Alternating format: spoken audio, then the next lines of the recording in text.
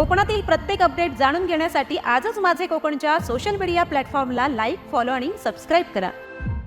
अलिबाग तालुक्यातील सागरवाडी माची परिसरातील आदिवासी शेतकऱ्यांनी सरकारकडून सुरू असलेल्या जमिनींच्या मोजणी विरोधात तीव्र आणि आक्रमक भूमिका घेतलेली आहे। या शेतकऱ्यांच्या म्हणण्यानुसार 3 पिढ्या या जमिनीवरती शेती करत आहेत। 1 मे महाराष्ट्र दिनी सकाळी 10 ते 5 वाजेपर्यंत आदिवासी बांधवांनी अलिबाग हिराकोट तलाव येथे लाक्षणिक उपोषण केले। या उपोषणादरम्यान आदिवासी बांधवांनी संबंधित आरोपींवर अॅट्रॉसिटी ऍक्ट खाली FIR दाखल करावा आणि आदिवासी बांधवांच्या ताब्यातील कब्जा वहिवाट कायम राहावी, तसेच त्यांच्या ताब्यातील क्षेत्राची महसूल खात्यामार्फत योग्यरित्या पंचनामे होऊन सरकार दप्तरी लेखी नोंद होऊन सातबारा मिळावा अशी मागणी उपोषणादरम्यान केली आहे।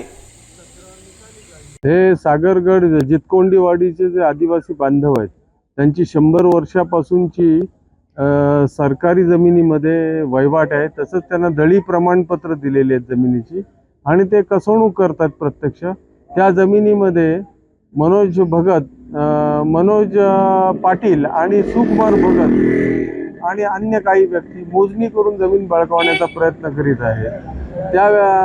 त्या संदर्भात या आदिवासी बांधवांनी PSI RD म्हात्रे आणि कोयनाड पोलीस स्टेशनला अॅट्रॉसिटीज खाली गुन्हे दाखल करायचा अर्ज दिलेला होता।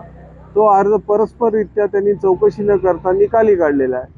त्या संदर्भात त्यांनी SP रायगड यांच्याकडे फेर चौकशीचा अर्ज दाखल केलेला आहे।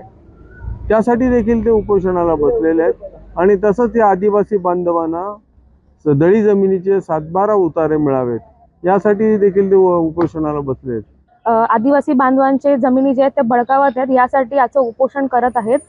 त्यामधील आमचे असे कारणे आहेत की आरोपींवरती अॅट्रॉसिटी ऍक्ट दाखल करावा, त्यानंतर FIR दाखल करावा, PSR RD Mhatre Koynad police station यांची चौकशी होण्याकरिता। आणि दुसरं म्हणजे की त्यामुळे आदिवासी जे आहेत त्यांची जमीन बळकावत आहेत, त्यामुळे त्यांच्यावरती अन्याय होत आहे। त्यामुळे सर्व आदिवासी बांधव हे जमिनीच्या मागील 100 वर्षांपासून कब्जा वहिवाट त्यांचा आहे तो त्यांचा जाणार आहे, जर इकडची जमीन जर बळकावली तर।